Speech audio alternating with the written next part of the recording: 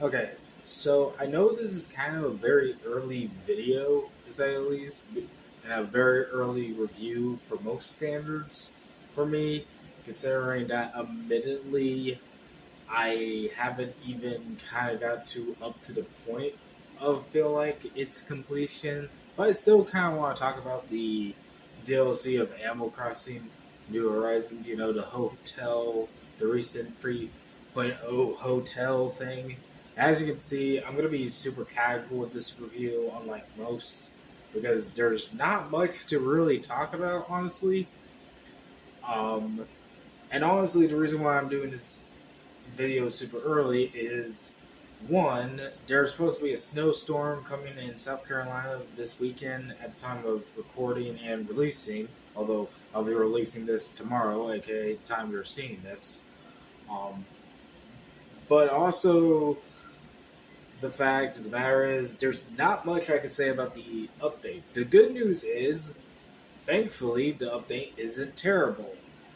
The bad news is it's kind of debatable, and I do mean kind of debatable because a lot of people have some critiques with it. But to be honest, this is honestly a way better DLC than what they give us with Pokemon ZA. Honestly, and the best part is complete. The 3.0 is completely free. Now, for context, I'm only going to be tackling the 3.0 hotel update to this alongside a few other things. But I'm mostly going to be focused with that. Um, I haven't played the Dream stuff yet, and I'll get to the reason why. I haven't even used the Resetti thing, which is not really much. And as for the going through the Nintendo Switch Online stuff, which we'll get to in a bit, I haven't even collected those. This this review is going to mostly focus on the main meat of the video game thing, and the only other thing I will review is something that comes with it that is a great life improvement. So, for context, for those who don't know, 3.0 has a brand new good update involving the hotel, where basically agreeing with everyone, though to my opinion it's not a bad thing, and that's just because it's my opinion. Yeah, basically it's just free version of Happy Home Paradise, which we already got and such. And for those who don't know, it's basically you're playing a game of Dollhouse. You put a bunch of furniture in it. In this case, you're making a room with a specific theme for a hotel, to say the least. And that's it. Now, personally, I actually don't mind this. In fact, that's why I actually loved Happy Home Paradise kind of thing.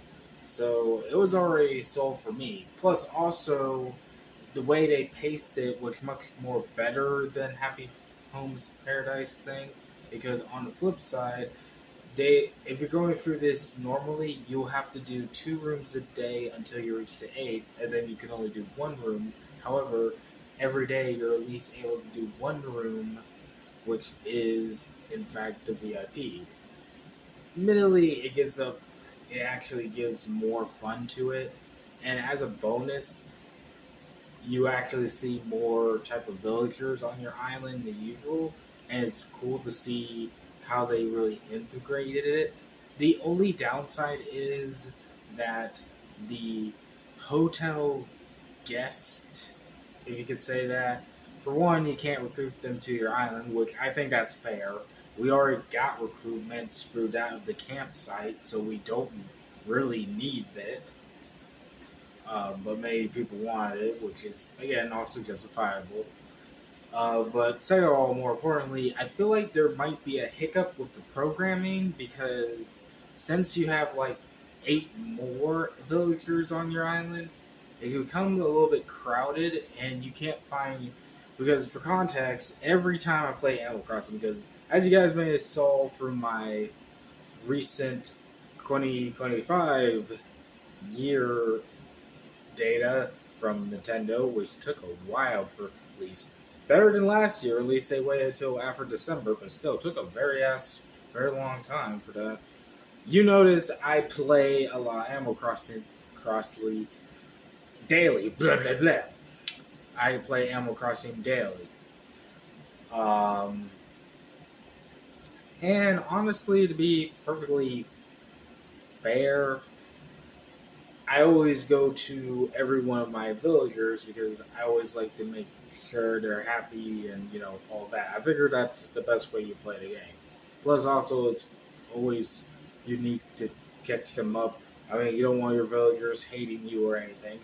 But the reason why this is very important is it feels like because of how many people is on the island, you're gonna have a tough time trying to find your villagers, and it's not only that, but the game seems to hide your villagers constantly because of that. It's not still a bad thing. I think it's great. It just feels like now it feels like there's a hidden lore of the villagers that lives on your island now are grumpy to see the hotel guests on your island, which is really a shameful to say the least.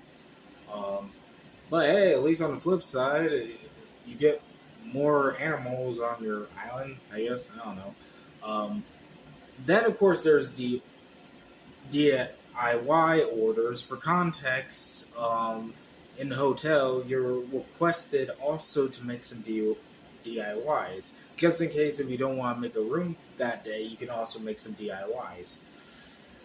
Honestly, I'm more mixed on that than the hotel rooms. For starters, you're not going to have every supplies, to say the least, and you're going to have to order some supplies on the freaking line because they don't just give you the make wood, make metal, make rock type of DOIs. You're going to have to make like with gold or of course objects. Like for example, I'm waiting for festival lanterns to come in tomorrow so I can make a festival lantern line because that's what they wanted. It's a very ants thing, but on the flip side, at least it makes you give you more points, which you can use to get for the new furniture that is closer to the hotel. Which I will say, it's actually pretty nice. Like even the marble is pretty nice.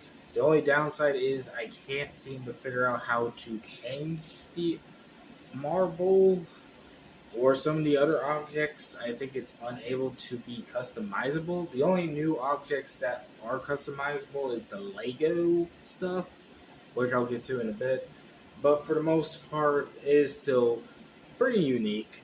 Uh, Mostly the marble is my personal pick, but eh, it's still fine all the way.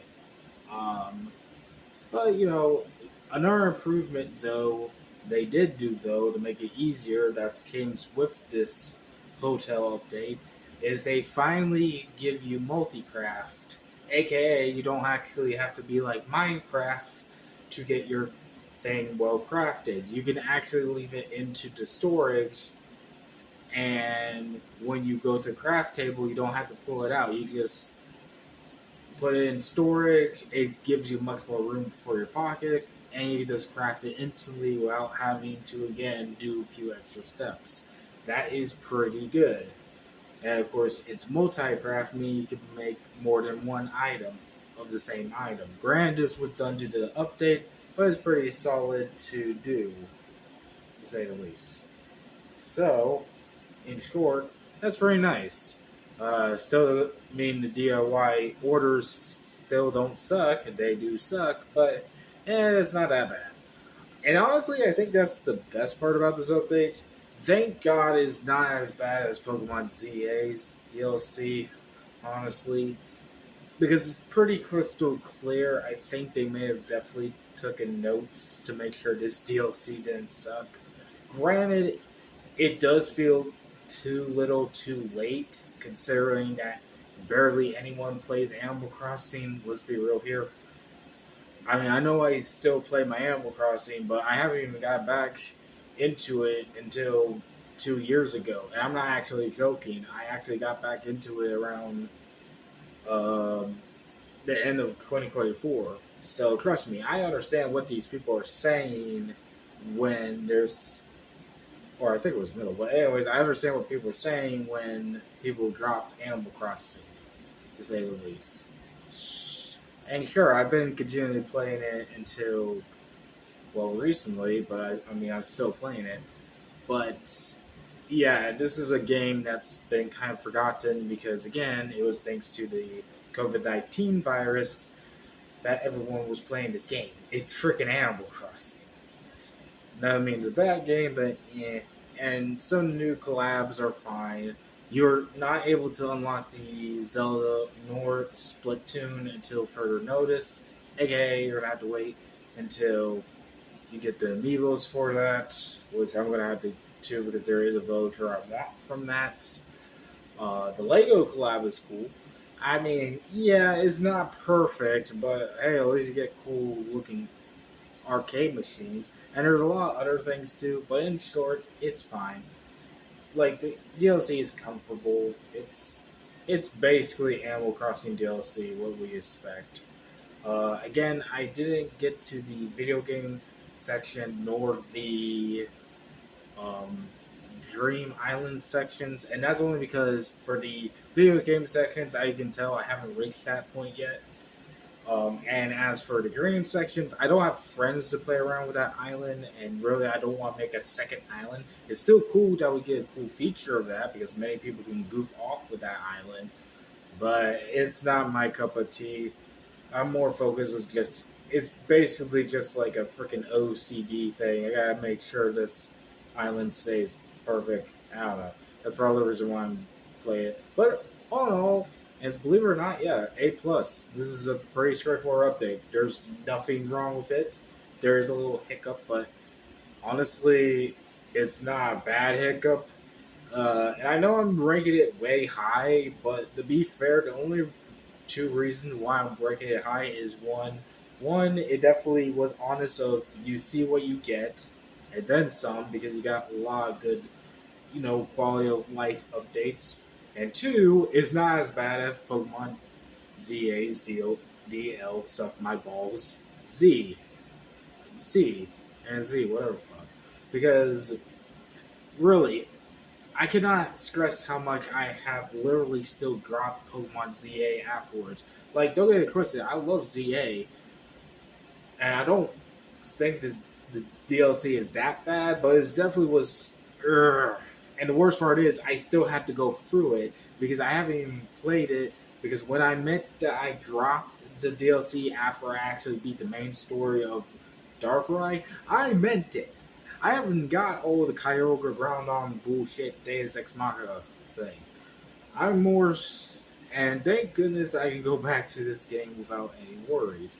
Granted, I understand people are a bit annoyed with this, but hey, at least it's see what you get kind of thing. Although I do agree, the only true downside, other than of course the DOY orders, is honestly it is little too late. Like it's very little and too late. But it makes sense because my theory is it was supposed to back up for the Switch 2 edition, which, believe it or not, unlike Pokemon CA, I actually did get the Switch 2 edition upgrade for Animal Crossing. I don't know why, I just thought so. And worst of all, I see no difference. Then again, that's only because I don't really care about graphics. Anyways, this has been Floxcat, snapping out here. Bye bye.